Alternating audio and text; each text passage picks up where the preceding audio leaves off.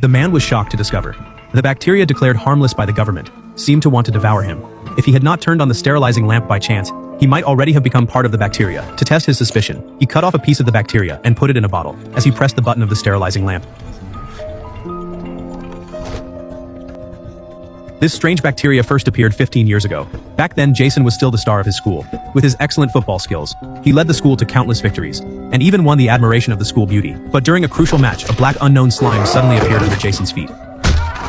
The violent impact ended his sports career completely. Since then, the black bacteria began appearing around the world. But after examination by scientists, they all concluded it was a harmless bacteria. People gradually got used to living with it. Having lost his stardom, Jason had no choice but to become a teacher, sometimes even taking part-time jobs to make ends meet. That night after work, Jason went to his usual shift at the bar. While he was cleaning the counter, a stranger walked in. Jason poured him a glass of whiskey. The man raised it and drank it all, but the next second he vomited it all out. Seeing this, Jason knew something was wrong. He pulled out his phone to call for help. Just then, a black cat jumped onto the counter.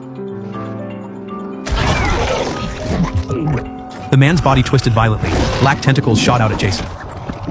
Jason scrambled over the bar to dodge the attack. He was almost trapped. He yanked a sign off the wall. The moment the tentacles touched the sign, flames erupted instantly. Taking advantage of the monster being pushed back, Jason dashed out of the bar, seeking help from patrolling officers on the street. He was about to tell them what happened, but he realized the officers were acting strange too. He quickly changed his words, then jumped in his car and fled the scene. On the way, he kept calling his daughter's phone, but no one ever picked up.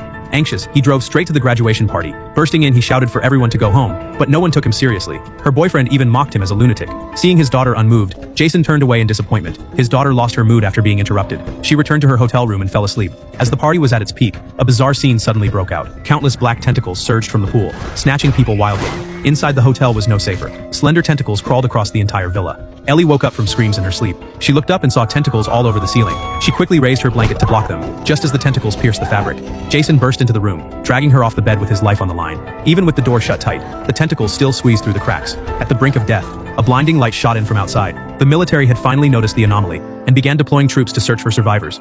Jason and Ellie were taken to a supermarket shelter. The person in charge explained, these bacteria had been dormant for 15 years, until they mysteriously awakened recently. Scientists predicted they would only stay active for a year, then fall dormant again. So everyone was told to keep doors and windows shut, and go out as little as possible to avoid infection. But some who valued freedom claimed it was a government lie, and refused to follow orders.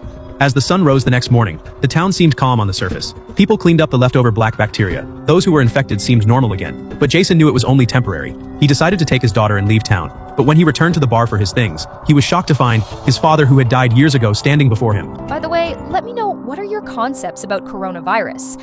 And kindly subscribe.